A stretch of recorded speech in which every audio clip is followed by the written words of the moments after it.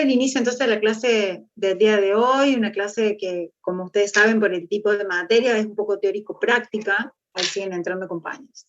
Un poco teórico-práctica, entendiendo que estamos hablando de la aplicación de algunos conceptos que hemos visto a lo largo del desarrollo del práctico, y que ahora también hemos visto que no solamente nos van a servir para poder interpretar algunos elementos que tiene la ciudad, sino también hemos visto herramientas que nos van a permitir proyectar ciudad y pensar la ciudad de una manera más integral en relación a un entorno que le es propio y en relación a parámetros que se fueron modificando a lo largo del tiempo y que hoy hace que las ciudades sean lo que son. Y bueno, un poco el teórico de hoy tiene que ver con eso, cómo ha sido el desarrollo y la evolución de las ciudades, principalmente Córdoba, y cómo se han ido modificando las ordenanzas para que estas ciudades no solamente tengan elementos significativos que les son propios, sino también elementos que han ido tomando a lo largo del tiempo, ¿sí? Voy a compartir pantalla. Como les decía, tenemos nosotros... Disculpen que tengo algún PDF acá también. Justo me mandaron un mail. Vamos a... Perdón. Deme un segundito. Ahí está. Bueno. Vamos a hablar entonces, en el teórico de hoy, de la historia en relación a la planificación urbana y las normas urbanísticas que dieron lugar a las modificaciones y a la creación de los espacios públicos también, ¿sí? En este teórico vamos a ver el concepto de ciudad. Por eso era importante ayer que les comentábamos que era interesante terminar de armar todo el estudio que han hecho de la ciudad, tanto del estudio de la elección del sitio como el futuro sitio que van a elegir para diseñar. Completarlo con este teórico, entendiendo cuál es el concepto de ciudad, cuáles son los espacios que la conforman, si sigue entrando gente, y cuáles son los procesos de urbanización que se han desarrollado en Córdoba, el concepto de estructura urbana en relación a lo físico-conceptual, lo hablamos, van a ver cómo estos conceptos, por ejemplo, les decía, se van a ir, lo van a ir viendo que ya los han empezado a manejar intuitivamente, cuál es la normativa vigente y cuáles son las ordenanzas de aplicación que también vimos la semana pasada. La idea es ver cómo ha ido evolucionando esa ordenanza y cuál sería el rol profesional del ingeniero civil en torno a estos procesos. Deme un segundito. Me sonó el celular, pero no sé qué es bueno. Bueno. Entendemos la ciudad entonces como un fenómeno complejo. Deme un segundito que me voy a apagar el video porque me aparecen carteles que se está cortando el audio. Yo espero que ustedes me estén escuchando bien. Como un fenómeno complejo, ¿no? Donde lo componen un montón, donde aparece como un sistema de componentes interrelacionados que tienen distintas características que hacen que una ciudad no sea igual que otra, que tienen que ver con características de autogobierno y con una característica de identidad propia, ¿sí? Donde la principal función de la ciudad, que esto ya lo hemos charlado en teóricos anteriores, es la de residencia. Y todas las actividades se relacionan en relación a esta función que tiene la ciudad de alojar el hábitat humano, ¿no? La ciudad como un lugar súper heterogéneo, porque es el resultado, como hablamos recién, de un conjunto de procesos históricos, pero también un montón de procesos sociales que se han ido dado a lo largo del tiempo, ¿no? Y el urbanismo lo define o la define como un conjunto de espacios privados que están relacionados por espacios públicos. Este lugar de residencia y hábitat está relacionado también a través de espacios y conexiones que son en los espacios públicos, que es un poco lo que nosotros ahora vamos a venir a diseñar, ¿no? Con un lote. Espacios privados que se van a interrelacionar con hábitat público, ¿sí? Las plazas, las calles, las veredas, ¿sí? Y hablando de espacios privados como lugares que tienen que por ejemplo pueden ser las residencias, pero también espacios que pertenecen a entes o a personal figuras privadas, ¿sí? Hablamos de lugares de residencia individual, vivienda colectiva, edificios. Hablamos de espacios públicos, que pueden ser espacios como parques, plazas, paseos, corredores, calles, ¿sí? Sendas. Y los espacios semipúblicos que pertenecen y tienen un control privado, pero que en realidad son de acceso público. Por eso se llaman semipúblicos, ¿sí? Como puede ser un centro de compras, un supermercado, una clínica y demás. Que están conectados a través de flujos de comunicación, que viven en constante cambio y crecimiento. En este caso, estos procesos de urbanización son definidos entonces como transformaciones que se dan a lo largo del tiempo, que transforman a carácter urbano a un espacio que no lo era, ¿sí? ¿Cómo hacemos que un espacio que no tenía características urbanas lo tenga? Se dota de infraestructura, de saneamiento y de abastecimiento, como por ejemplo redes de cloaca, abastecimiento, redes de agua, infraestructuras y servicios, en donde también disponemos de calles, redes de agua, de gas, y también servicios como, por ejemplo, la evacuación de residuos, ¿sí? Que es lo que un poco veníamos hablando del proyecto que estamos haciendo en el Practico. Entonces, un poco para entender de dónde viene la historicidad que tenemos nosotros de la mano del proyecto, que es donde vamos a trabajar, ¿sí? Hablamos de que nosotros estamos trabajando dentro de la ciudad de Córdoba, donde estamos hoy inmersos, pero bueno, que también es importante entender que en todas las ciudades en el mundo existen ordenanzas que se relacionan a la historicidad y estos procesos que se han ido desarrollando en relación a lo urbano, extensiones de la ciudad, dotación de servicios, ampliación de la mancha urbana y demás. Estamos tomando Córdoba como un modelo tipo, ¿no? Bueno, no es novedad que la fundación de Córdoba se hizo en el siglo XV, el 6 de julio, festejamos nosotros el Día de Córdoba ese día, pero no muchos conocemos que, bueno, Rincón lo dio en su teórico, que aparece como un fuerte amurallado, primero en las cercanías del río, y después ya, al pasar de los años, se comienza con el primer amanzanamiento de la ciudad, donde hay 70 manzanas centrales. Recordemos que la Fundación de Córdoba, tal cual nosotros la vimos en todos los libros de historia, se hace al lado del río, porque en realidad eran los cursos de agua por los que se movía, ¿sí? Como que se recorría y se apropiaba las zonas de colonización, pero bueno, ya pasando a mediados del 77, aparece una primera esbozo de fundación con las 70 manzanas centrales, que es un modelo urbanístico que viene de un modelo hispanoamericano transculturado. Nosotros, como este modelo de amanzanamiento central, tenemos también las ciudades como Salta, tenemos a Mendoza, son ciudades que también devienen de este modelo urbanístico hispanoamericano, que es una política organizadora y sistemática, ordenadora del territorio, que deviene, como lo dijo Rincón en su momento, de las leyes de Indias.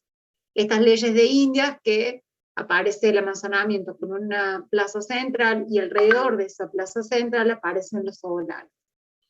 Era una organización centrífuga. Desde el corazón, a medida que se iba alejando del centro de la manzana, era menor la jerarquía. Entonces tenemos la plaza central.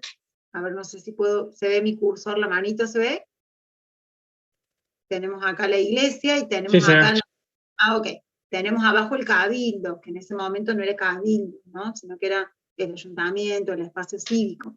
Y alrededor de esta plaza se empezaron a dividir los solares. Cada solar se encontraban principalmente en base a esa organización, que los solares eran la división de la manzana en 4, ¿sí? Se ubicaban las órdenes religiosas, ¿sí? Recordemos nosotros que, bueno, por eso hay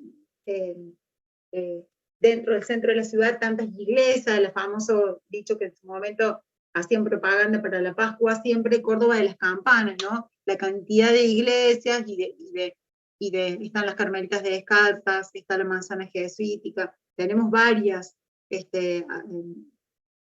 congregaciones religiosas que se desarrollaban en torno a este amanzanamiento, ¿no? Que no solamente tenían la iglesia, sino también tenían la escuela, el patio central y demás. Luego, con el correr de los años, comienza una pequeña primera urbanización planificada en el siglo XIX, que en realidad podemos dividirlo en una primera y en una segunda parte. La primera parte, que en realidad aparece el crecimiento como, me arriesgaría a decir como hasta natural, absorbido por el modelo que ya veníamos heredando, ¿no? Un poco teniendo en cuenta el modelo original de las manzanas cuadradas, ¿sí? La ciudad comienza a crecer en relación a la cuadrícula original, ¿sí? Hay una mayor subdivisión en las parcelas en relación al uso, y hay unos cambios en el tejido. El tejido es esta relación del trazado, como son las calles, y el 3D, digamos. Perdón. Cómo se percibe la ciudad en relación a los cambios. Ya no aparecen más estos solares con estas grandes medianeras, con los patios tipo claustro adentro, sino que ya empiezan a subdividirse, y por eso en el centro tenemos hoy lotes mucho más pequeños, pero con lotes profundos, ¿sí? Como ustedes pueden marcar, siempre van a ver en verde, o bueno, no sé cómo lo ven ustedes, un color medio turquesa, la plaza central, que es el verde más oscuro, y el amanzanamiento, y cómo ha ido creciendo. ¿Qué pasa? Nos hemos encontrado hacia el norte de este amanzanamiento principal el río. Entonces, pareciera como lógico que el límite, o sea, termine el amanzanamiento ortogonal en el río y empieza a crecer hacia algunas otras partes, donde tenemos al sur la Barranca, ¿sí? Donde vemos este cuadradito aquí, barrio observatorio, este es el observatorio astronómico. Por aquí tenemos, esperen que los muevo porque me están tapando la cámara. Para este sector, las Barrancas del Sur, ¿sí? Lo que hoy conocemos como Nueva Córdoba.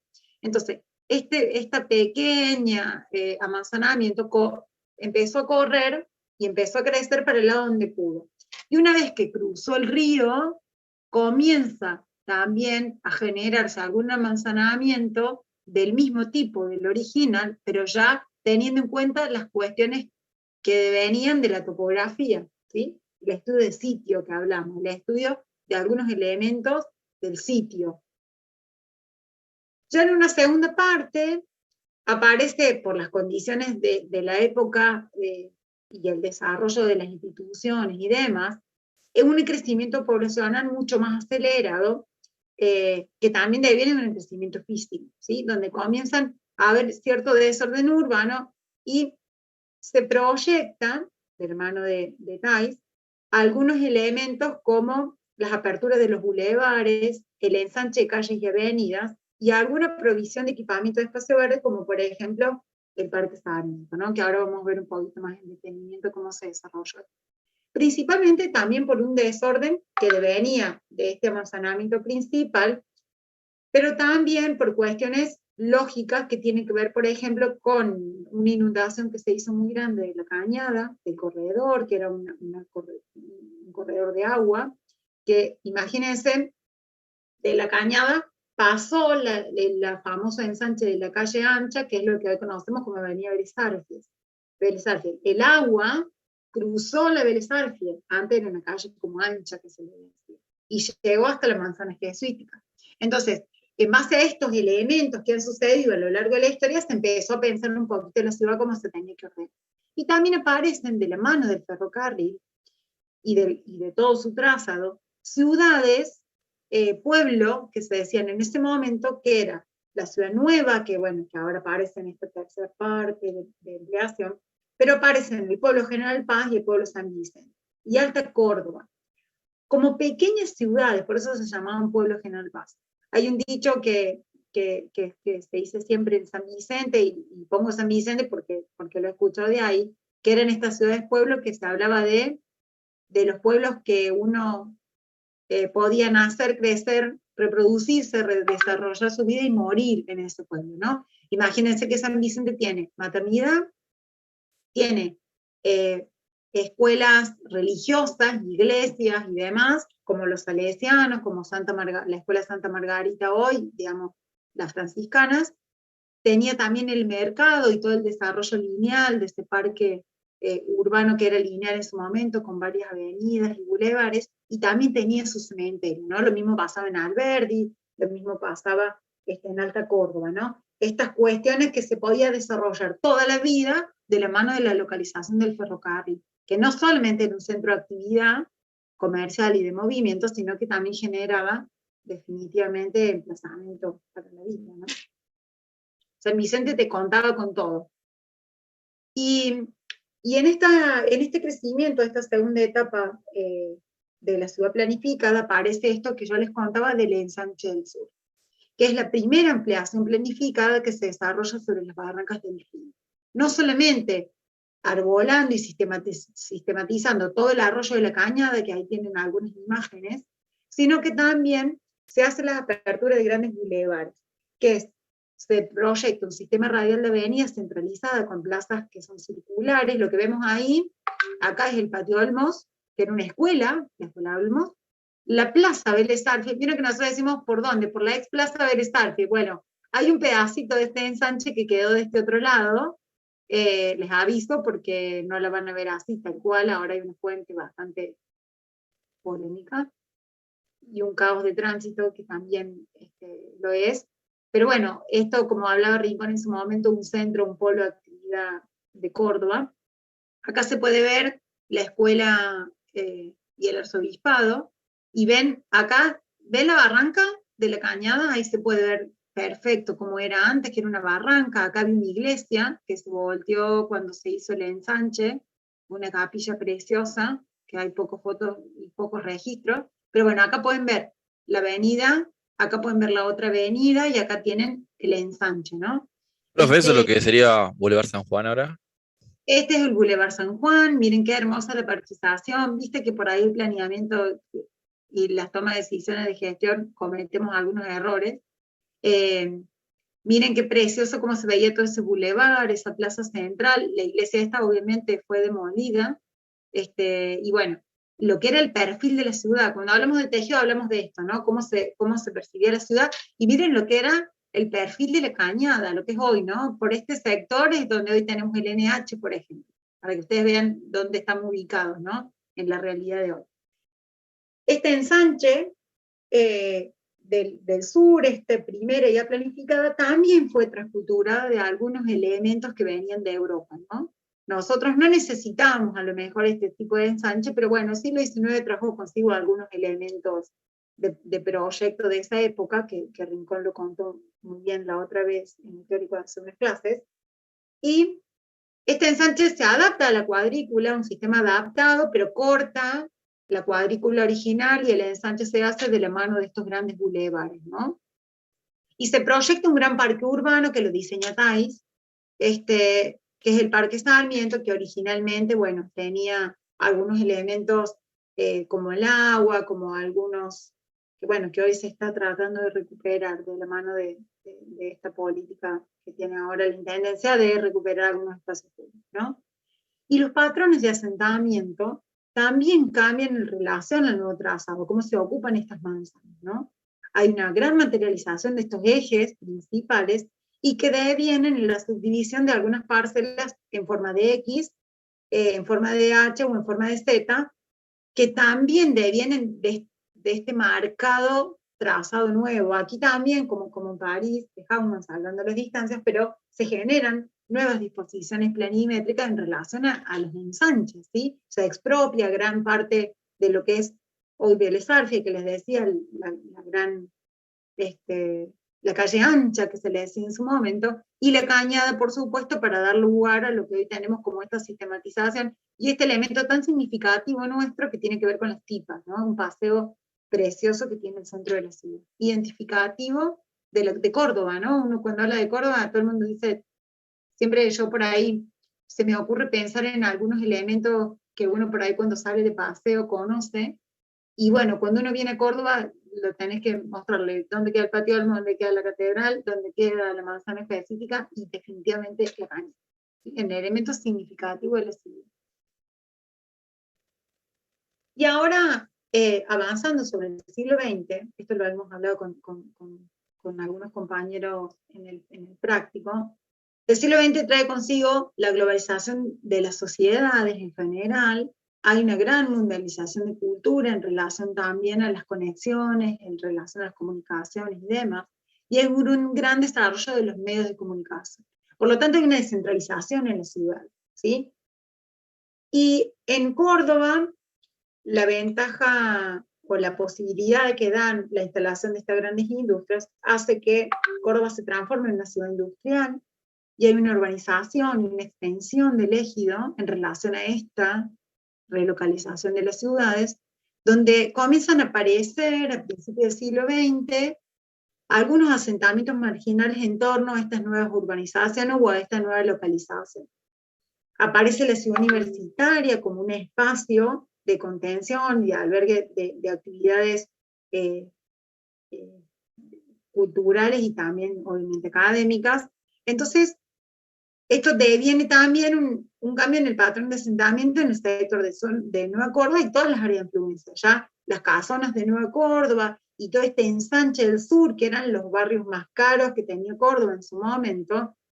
Recordemos que las conexiones en el siglo XIX eran escuetas, o sea, el ferrocarril era el medio principal de transporte, y hoy nosotros vemos que Córdoba tiene algunos sectores de la ciudad, como el cerro y demás, que son en quintas, casas de paseo, ¿sí? Nosotros estamos hablando del centro de Córdoba, donde también había quintas y grandes casonas, que lamentablemente por algunos procesos también de la evolución del planeamiento han sido demolidas, pero bueno, por suerte se han conservado algunos registros, pero bueno, cambia la zona en relación a la ocupación ahora, ¿sí? ¿Cuál es la nueva actividad en Nueva Córdoba?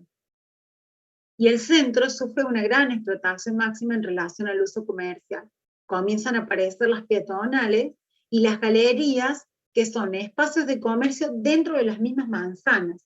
Se empiezan a perforar. Pocas ciudades en el país tienen estos sistemas de galerías que funcionaron tan bien en la ciudad de Córdoba, ¿no? Y no adrede hemos puesto la imagen de esta parte de la peatonal, entendiendo que había la aparición de estos centros comerciales en lugares donde eran históricos y donde tenían alguna cuestión religiosa, institucional y demás, que hoy están intactos. Y en relación al crecimiento demográfico de la ciudad, nosotros tenemos el último registro en el 2020, ya ahora va a venir un censo, que del siglo XIX hasta hoy, vemos cómo ha crecido la ciudad en torno a algunos corredores, que tienen que ver con el corredor norte, ¿sí? Estos pequeños elementos que vemos en el 1900 en relación a estos barrios que yo les comentaba recién, pero definitivamente en relación también a algunas barreras que tienen que ver con algunos elementos topográficos, el río, ¿sí? El crecimiento para un lado o para el otro.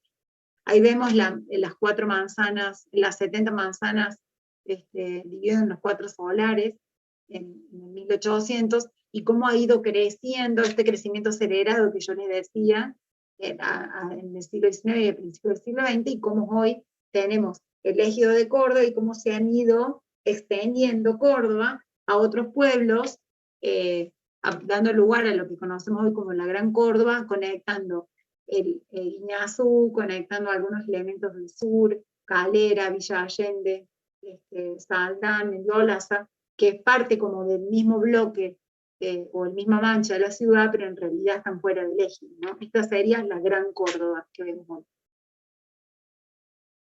Eso en base a corredores, ¿no? Entonces, entendiendo un poco cómo ha ido evolucionando la ciudad en relación a algunos patrones y en relación a la instalación de algunos elementos que han dado lugar a estas expansiones aceleradas, vamos a hacer un repaso histórico, ¿no? En algunos puntos o algunos años característicos o algunos años significativos. En la década del 60 comienza el primer plan regulador de la ciudad en relación a la recuperación del río, de la mano del planeamiento, y la construcción, el inicio de la construcción de la avenida de Circunvalación, ¿no? Como una guía de comunicación como ordenadora del territorio. En el 68 nace o se crea la primera asesoría de planeamiento urbano. Miren, chicos, el avance en relación a la década, por eso hablamos de los principios del siglo XIX, cómo había ido creciendo la ciudad y la toma de decisiones de gobierno en relación a la toma de decisiones puntuales, individuales. Recién cerca de la década del 70 se crea la asesoría de planeamiento. Y en el 85 se regula el fraccionamiento en el eje urbano y se regula cuál va a ser el uso del suelo en el ejido, ¿no? El uso del suelo de las actividades, dónde van a estar ubicadas las actividades, ¿sí? En el ejido urbano. En el 86 se crea o se regula la ordenanza de la ocupación del suelo. El FOS, el FOD, cuánto puedo ocupar, cuánto va a ser del retiro. Entendamos que del 85 para acá hubo algunas modificaciones en la regulación en base al fraccionamiento, pero no ha habido una modificatoria significativa en base a esta ordenanza original. En el 2011 aparece el IPLAN, ¿no? Que presenta los lineamientos del Plan Estratégico Urbano Territorial del área metropolitana. Es el instituto para la planificación de los lineamientos del plan estratégico, ¿no? Del área metropolitana de Córdoba, que es toda esa mancha del eje occidente, Córdoba y Gran Córdoba. Y aparece algunos conceptos de definición para el plan vial y para el plan de nuevo uso del suelo. Acá hay una gran modificatoria en relación a lo que se regulaba en las actividades del 85, y se comienza a hablar de un plan estratégico en general para toda la ciudad, ¿sí? En el 2015, por ejemplo, de la mano de este lineamiento estratégico, se realiza la modificación de la ordenanza de ocupación del suelo en el ejido. El primer cambio significativo que tiene la ciudad de Córdoba, ¿sí? Desde el 85. Y en el 2019 recién se cierra el anillo de circunvalación. Hoy se está ampliando los carriles, pero recién en el 2019 se cerró el anillo, de la década del 70. Imagínense el tiempo. Comienza, según los comentarios de mis padres, cuando empieza el Mundial, ya para el Mundial 78, siempre comentaba mi mamá, ya estaba la circunvalación bastante avanzada, era una obra como de vanguardia para la época. Imagínense que hasta el 2019 no la pudimos ver cerrada. Ustedes han visto ya la circunvalación súper avanzada, los que hemos tenido la posibilidad de ver el avance de las obras, por ejemplo, del tropezón o del cierre de la parte nueva, ha sido una obra, la verdad, monumental. Y es una obra que planifican los ingenieros civiles, ¿sí? En base a los avances y en base al desarrollo de estas ciudades, aparecen, volviendo un poco a esta línea de tiempo de la década del 20, pero quería hacer un detenimiento donde nos encontramos en las ordenanzas dentro de esa época, aparece un nuevo modelo urbano, ¿no? Hay una gran fragmentación y dispersión de los centros urbanos, ¿de la mano de qué? De algunas cuestiones que la ciudad y la sociedad han traído a colación, ¿no? Hablamos de que los procesos urbanos tenían procesos físicos y también procesos perceptuales históricos.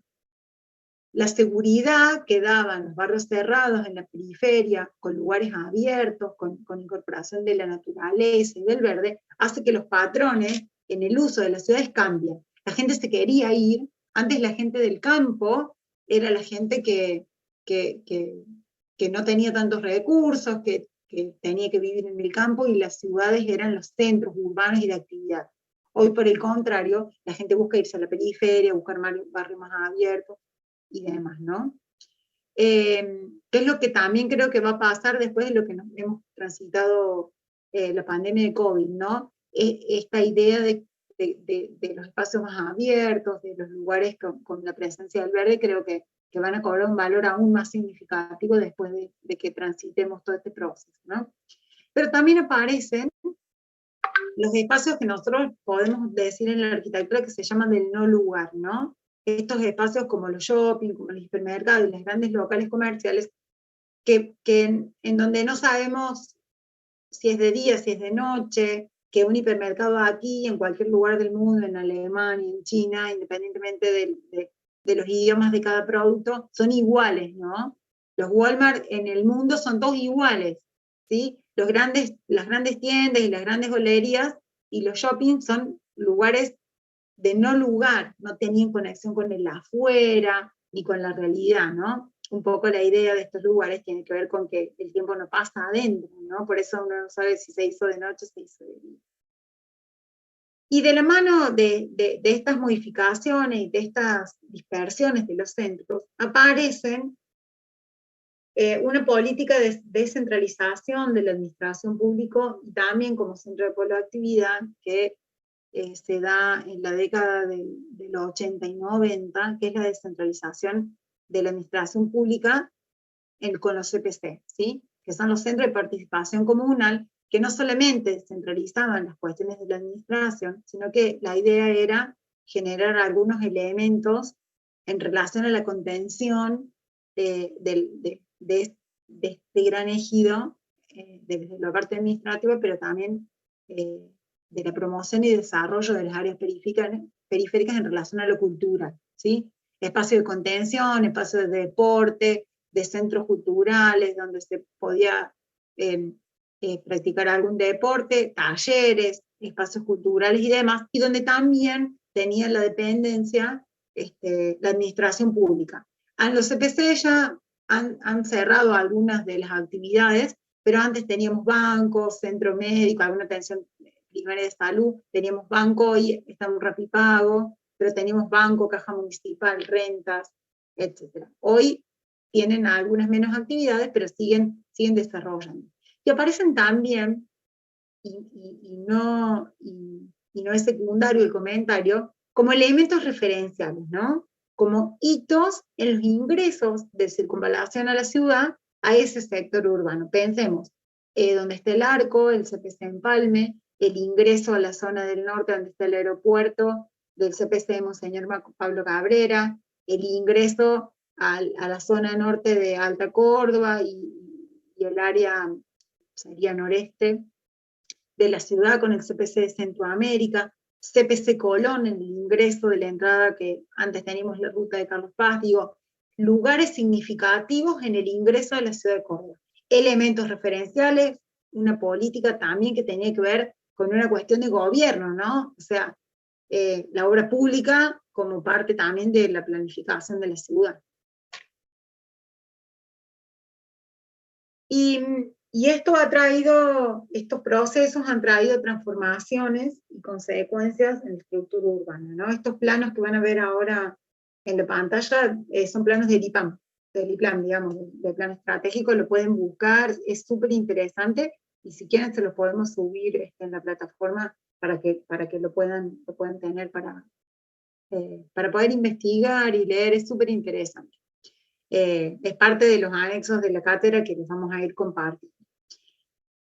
Entendemos entonces el concepto, si voy muy rápido me detienen, me levantan la mano, están mis compañeros de cátedra atentos a alguna consulta que tengan en el chat y demás. Aparece la estructura urbana entonces como una organización que adopta los elementos constructivos que tiene la ciudad, ¿sí? Estos elementos en Córdoba los podemos identificar como el área central, el área intermedia, el área periférica y algunos elementos que son los ejes ordenadores, ¿sí? Que son, en realidad, áreas homogéneas en relación a distintos patrones de asentamiento, que son las formas que adoptan los ámbitos urbanos en relación al uso, ¿sí? Y en relación, por supuesto, a su ocupación.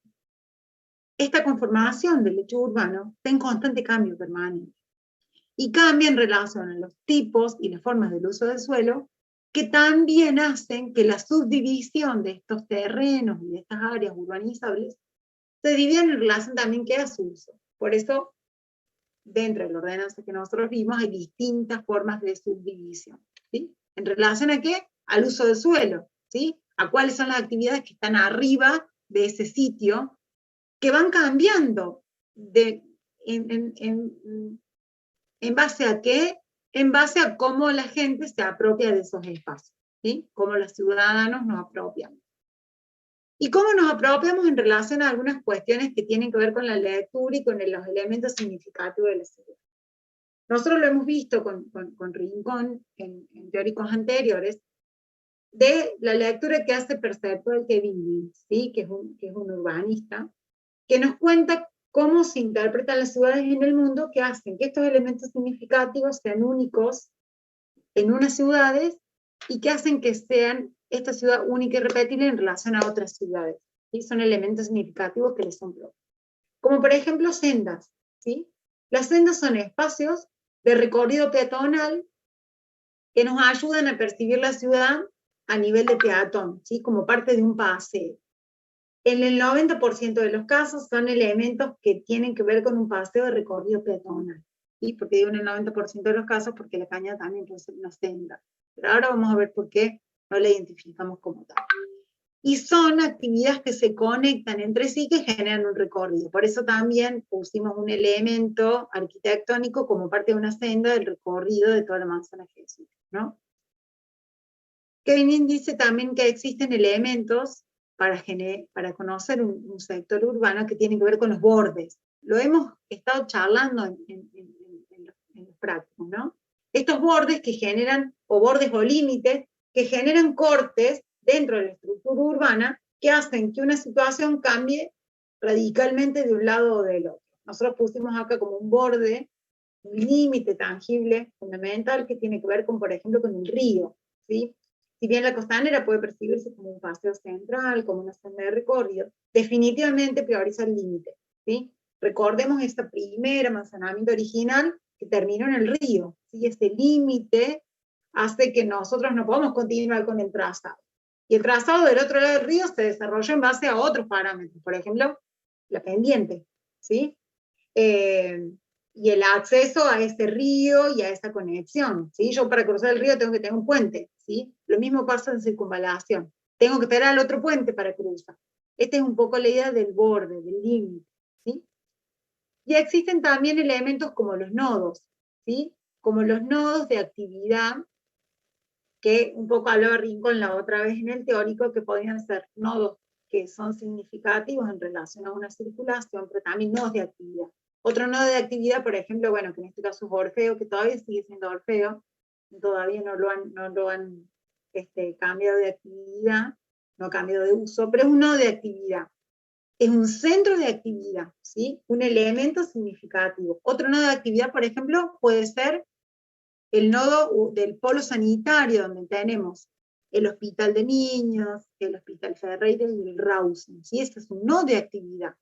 Pero también tenemos nodos que son centrífugos o centrípetos. El nodo de la Plaza de España es un nodo centrípeto. Llegan los autos y circulan.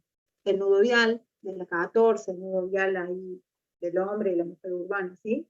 Esos son nodos de actividad, de circulación, ¿sí? No solamente nodos de actividad.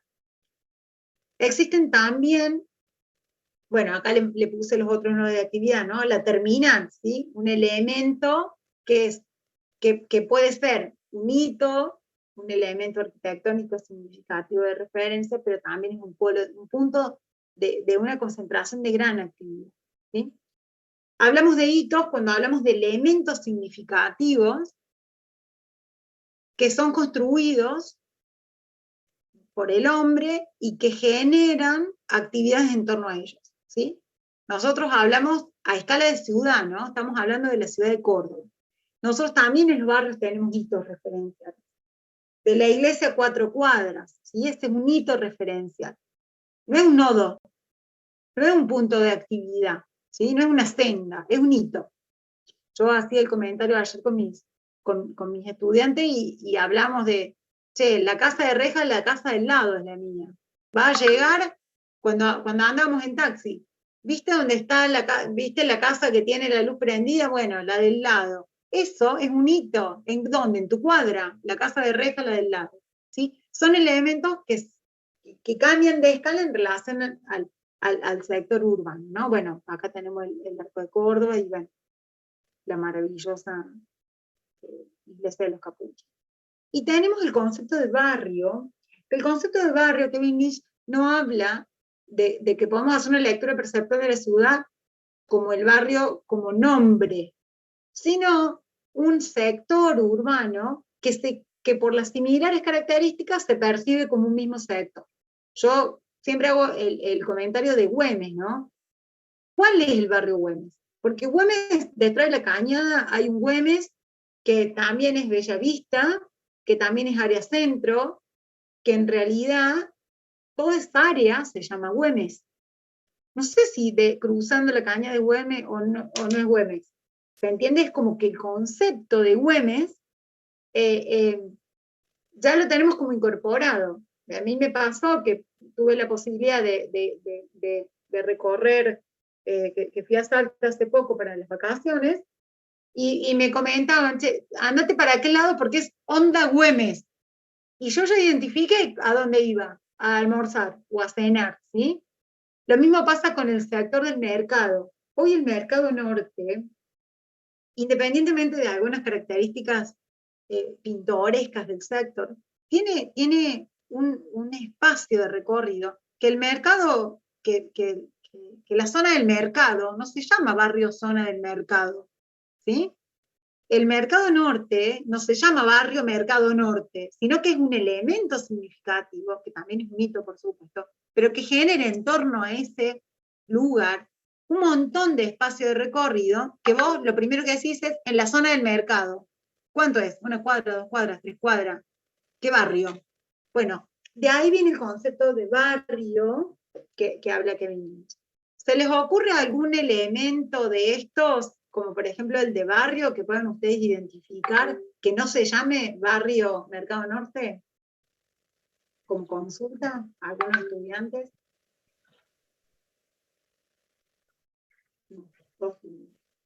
Ojo a boca, me habían dicho. Por las dudas, si alguno está conectado, conéctense a la clase. A ver, me voy a prender el video, así me ven que yo también estoy conectada. Nada. La mujer urbana, por ejemplo, profe, ¿La mujer urbana qué es? ¿sería un hito o no? Nodo. Ah, ¿No serían los dos? Acordate ¿No sería un mito también? Acordate que pueden compartir, lo que pasa es que nosotros estamos intentando identificar la ciudad en relación a los elementos que pueden prevalecer más. Recién yo les decía que el mercado norte también es un hito. bien. Pero en torno a este hito se generan algunas cuestiones. Vos me comentabas, la mujer urbana es un hito. Perfecto, pero en realidad prima más, porque yo al hito puedo entrar, lo puedo recorrer, en realidad prima más. Claro, como que no está mal que sea un hito. Es para el lado de la mujer urbana. Ahí se transforma en hito. Por ejemplo. bien. ¿Sí? La terminal es un polo de actividad indiscutible, de actividad, de movimiento, de circulación, es un nodo. Pero vos decís, vivo para la zona de la terminal. Cuando vos hablas de la zona de la terminal, generas una característica de barrio y generas una característica de hito.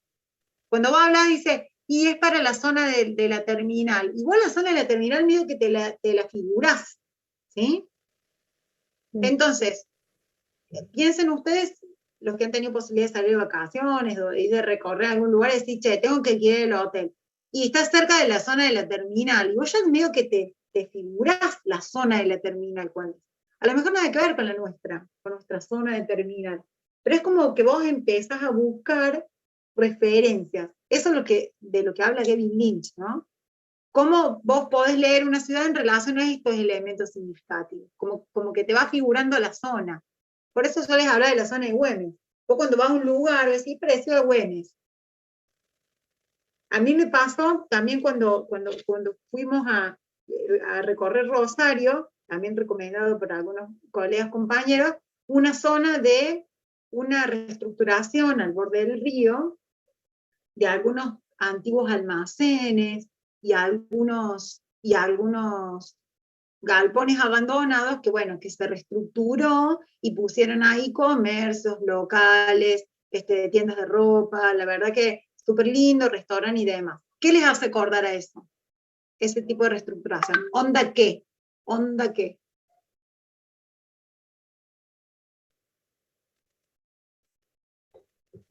onda nada. Cuando yo les digo una reestructuración y demás, bueno, yo lo digo para que no se vea tan tarde. Onda Puerto Madero. Cuando yo les digo Puerto Madero, ustedes se figuran. ¿Qué es Puerto Madero? ¿Una calle, dos calles, un barrio? ¿Me entendés? Esos son los elementos significativos que hacen que una ciudad sea esta y no sea otra. ¿Sí? Bueno, justamente Puerto Madero no está dividido en dos, como que está la parte nueva y la parte vieja. Claro, pero si yo te digo, me fui a un lugar que había una reestructuración urbana, Sí, que sí. se hizo de recuperación de unos silos, entonces voy a decir, bueno, queremos hacer, me pasa en tesis mucho cuando hacemos la corrección, les digo, profe, nosotros queremos hacer onda Puerto Madero, onda Güemes, onda un paseo de Güemes. Bueno, estos Claro, son sí, sí, elementos se entiende. que vos te figuras de elementos significativos. Está bien lo que vos decís, Juan, pero la parte nueva y la parte vieja, pero vos ya te figuraste de qué estábamos hablando. Eso es un poco lo que habla Kevin Lynch, ¿no? En estas lecturas perceptuales. Y cada barrio, cada sector urbano que ustedes han elegido para hacer el desarrollo soloteo, también tiene elementos como estos. Y hay que saberlos identificar para también generar algunas cuestiones de apropiación para con el nuevo sector, ¿no? Esperen que voy a desconectar el video. Por las dudas se me corten, me aparecen como carteles por eso.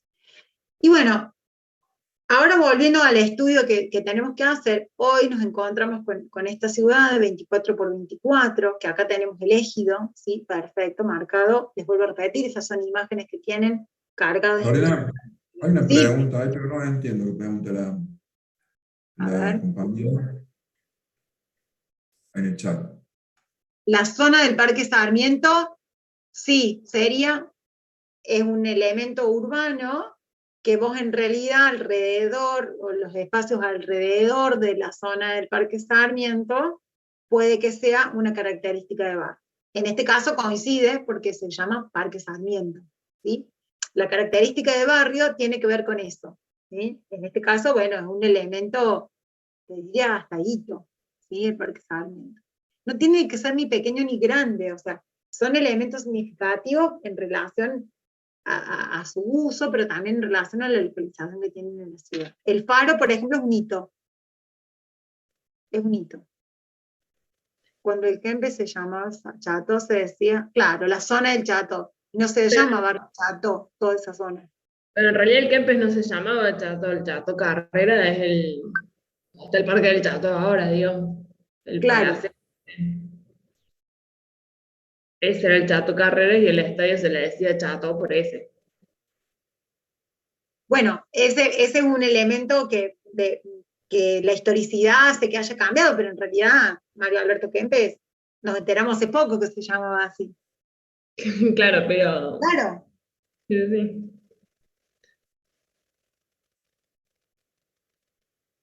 Está bien, respondí a la pregunta el que preguntó, o la que preguntó, pues no leí cuál es. Bueno, cualquier cosa, no tengan miedo en levantar la mano o de hacer algún comentario, porque bueno, esta es un poco la idea, ¿no? De que ustedes puedan participar activamente de la clase. Bueno, entonces tenemos este ejido de 57.000 hectáreas, de 24 por 24, lo hemos visto y lo hemos dicho varias veces, donde solo el 12% de la ciudad tiene lotes baldíos, ¿sí? La ciudad urbanizada, por supuesto, y donde nos encontramos que Córdoba está organizada además en 35 distritos, ¿no? Que estos son niveles de aproximación que lo hemos visto en el teórico pasado, por eso hacemos un repaso rápido. Este amanzanamiento, este ejido de 24 kilómetros, está dividido en 35 distritos, ¿sí? Hemos elegido uno. Del distrito, el próximo nivel de aproximación son las zonas, ¿sí? Que aquí están marcadas. Hemos elegido una zona al azar, la zona 20.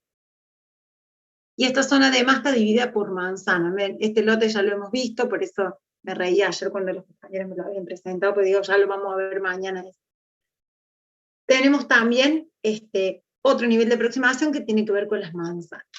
Estas manzanas, además, la ciudad, ven, acá se me movió, presenta un plano de manzana que ya hemos visto cómo se accede al plano de manzana, que ahí es donde aparecen los lotes, ¿sí? Las parcelas. Este plano de manzana tiene además su planilla complementaria, perdón, su planilla complementaria que también les vemos.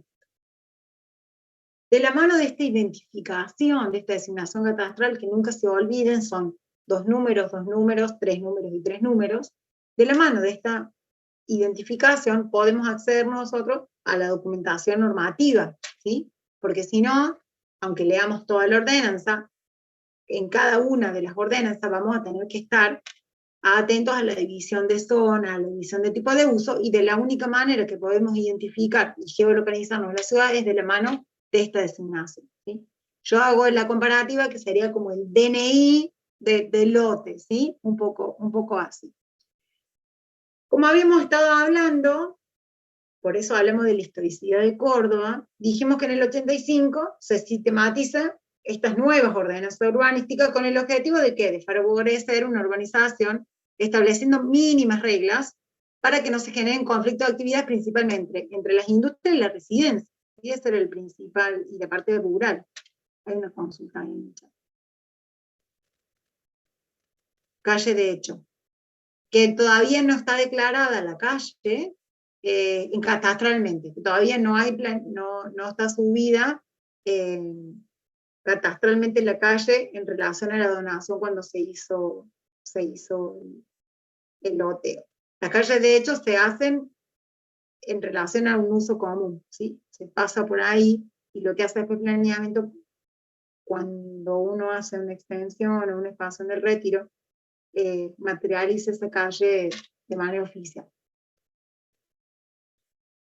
Van a ver que la ordenanza también lo dice en algunas disposiciones. Cuando empiezan a leer un poquito más, van a ver como todos estos detalles y todos estos términos aparecen dentro del glosario de cada una de las partes del ordenanza. Bueno, como hablábamos, la idea era favorecer y establecer algunas reglas que puedan minimizar los conflictos de partes, ¿no? Entonces, vamos a conocer este sistema normativo, que ustedes ya lo han visto, que lo hemos empezado a conocer hace algunas clases, que está constituido por un montón de normativas y decretos reglamentarios que las complementan, que son específicos para algunas u otras normativas, pero vamos a ver principalmente estas 4 normativas principales que regulan el ordenamiento territorial.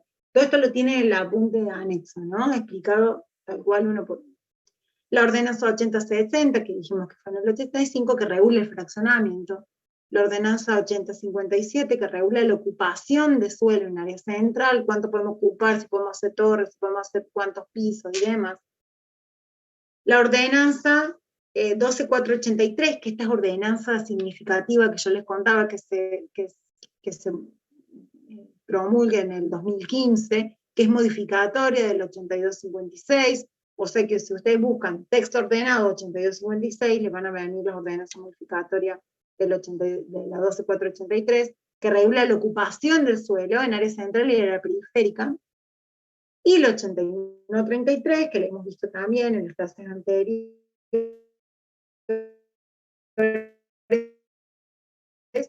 que regula la localización de actividades económicas que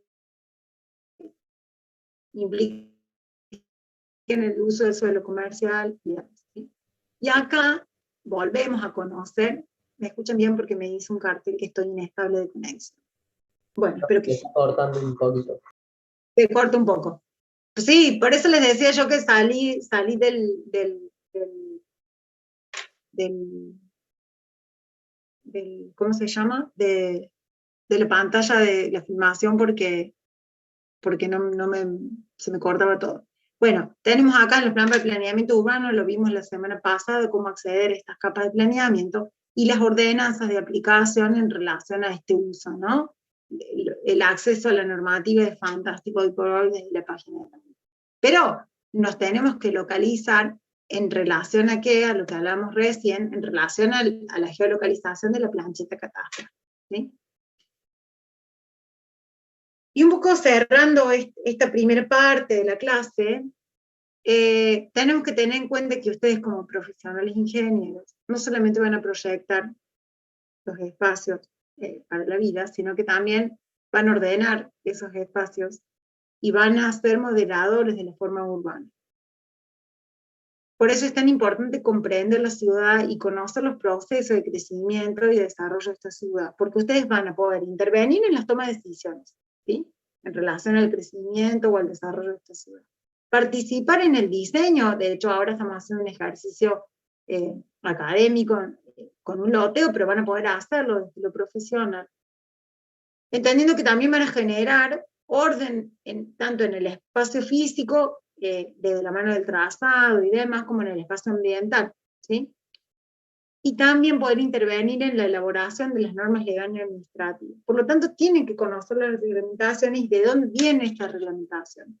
Por eso es tan importante la historicidad en relación a los procesos de desarrollo urbano y de planificación. Si yo no sé cómo viene la planificación urbana, cómo fue la historicidad de la evolución, es muy difícil poder hacer un cambio en las reglamentaciones en relación al futuro uso. ¿Ah? Me voy a volver a detener un segundito para dejar de compartir pantalla. Voy a iniciar video. Para que abramos por ahí la clase un poco, alguna consulta, para yo poder seguir avanzando con una segunda parte, que es una parte medio para contarles cómo seguir avanzando, que esa parte no la vamos a grabar, porque tiene que ver un poco más con los lineamientos del práctico. Consultas, dudas.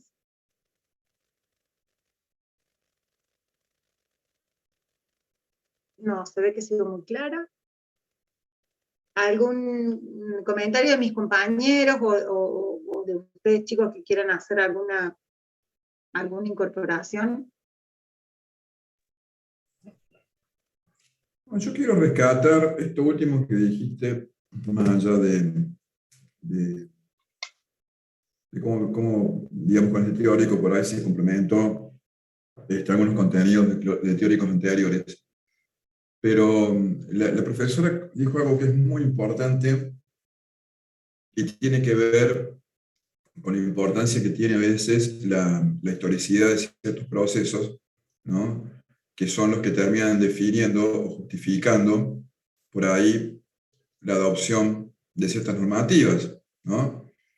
Porque el concepto de normativa está muy asociado a otro concepto, digamos, que quizá lo cubre como un paraguas, que es el concepto de hábito o de habituación. Las normativas generalmente se llevan adelante o se consagran, las normativas de alguna manera se consagran a través de algunas prácticas que son habituales, ¿no?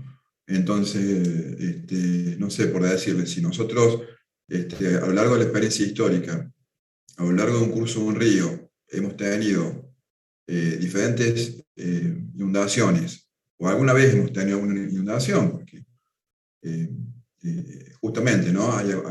Hubo un acontecimiento en la ciudad de Córdoba en el año 39, en el cual el arroyo La Cañada se desbordó, inundó media zona céntrica, y aparte fue una tragedia, ¿no? Eso implicó, de alguna manera, tener que establecer nuevas normativas. Entonces, cuando las cosas se repiten en el tiempo y nosotros respondemos ante esas cosas de una manera habitual, entonces esos hábitos quedan consagrados, ¿no? Entonces, por eso digo, el conocer lo que ha pasado a lo largo del tiempo también nos ayuda a entender lo normativo, ¿no? Lo normativo no siempre tiene que ver con la palabra escrita, ¿no? Las costumbres que nosotros tenemos a veces son cuestiones normativas que a veces no están escritas. Pero digamos, nosotros dentro de la arquitectura no nos podemos manejar con costumbres, ¿no? Sino que nos tenemos que manejar justamente con la letra escrita. Y esta cuestión es fundamental en la arquitectura. O sea, me parece interesante ese último concepto que mencionaste, Lorena, porque a veces uno cree que la ordenanza y todo lo que engloba el marco normativo a veces son cuestiones caprichosas, y no. Muchas veces, inclusive, ustedes ven a veces que hay ven, por ejemplo, que la 8256 fue derogada, ¿no? Por la 8060, ¿no, Lorena? Si no me equivoco. o fue rectificado. O 12480. Sí, sí, sí. Sí, la 12480. En 2015, el 85. Claro. Y eso tiene que ver por las experiencias que vamos teniendo a partir de la aplicación de ciertas normativas que requieren, ¿no? que a lo largo del tiempo se tengan que cambiar algunas cosas, ¿no? Como ha pasado también cuando en algunos barrios, por ejemplo, ¿no? Se cambia el FOS, se cambia el FOT, bueno, ya lo vamos a ver más adelante, pues son cosas que todavía no hemos visto con ustedes, pero cuando se cambian las condiciones en relación a la ocupación, a la ocupación del suelo y a la construcción en altura, también tiene que ver con, a veces, necesidades de ese momento. No sé si hay alguna otra consulta. Yo no sé si querés, Lorena. Yo incorporando. Sí, tenemos un ejercicio para hacer. Si vos querés, nos tomamos 5 o 6 minutos para hacer ese ejercicio. Quería incorporar algo rápido a lo que vos dijiste, que también, para que lo tengamos en cuenta también, cuando nosotros hablamos de historicidad, también hablamos de Roma para acá, digo, nosotros hablamos, vos Rincón, viste la clase de la evolución de algunas tipologías, que hoy las tenemos evolucionadas, por supuesto, pero que vienen de esa cultura. ¿Y por qué hablamos del proceso histórico? Y la evolución de la ciudad en relación, y el cambio normativo en relación a esos procesos, porque imagínate que nosotros recién, en la década a mediados del 20, se promulgó una ordenanza de conservación de patrimonio, cuando ya estaba la mitad de la ciudad de Córdoba, con el abandono de la conservación de algunos elementos históricos significativos, ¿no? Y esto no lo vemos solo en Córdoba, lo podemos ver en Rosario, bueno, Buenos Aires tiene algunas cuestiones un poquito más por la escala, ¿no? Pero, por ejemplo, lo podemos ver en un montón de ciudades. Salta, por ejemplo, que bueno, les cuento porque tuve la posibilidad de leer un poco y estar hace poco, es una de las ciudades pintorescas, por eso se llama Salta la Linda, en relación a la conservación de un patrimonio histórico que no se pudo tocar, ¿sí? Fachadas, tipologías. Nosotros en Córdoba tenemos una ordenanza que no hace mucho está de conservación.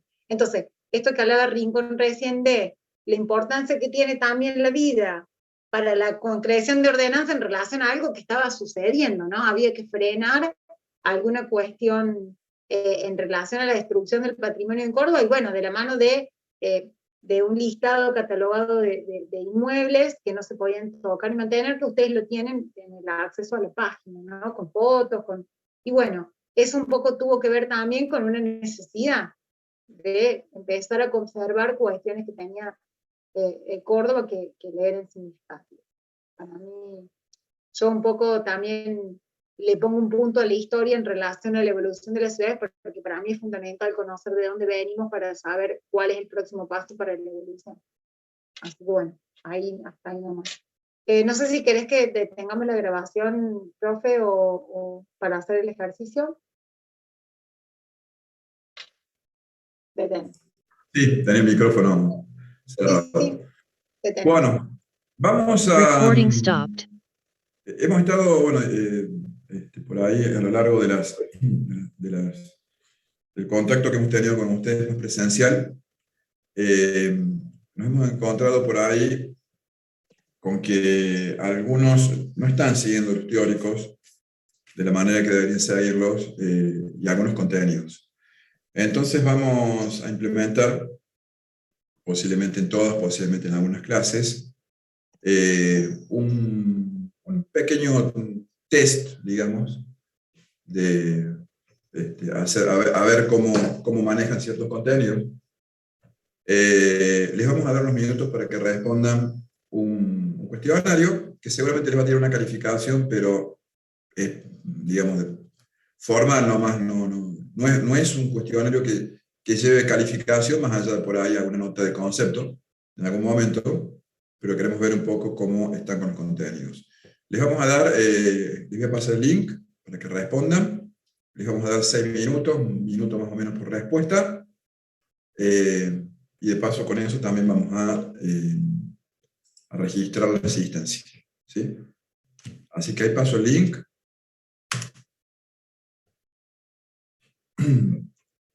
Respondan las preguntas, sin preguntar nada por acá, lo que interpreten y lo que les haya quedado de los teóricos y de la documentación que les hemos subido para responder. Ya empieza a correr el tiempo.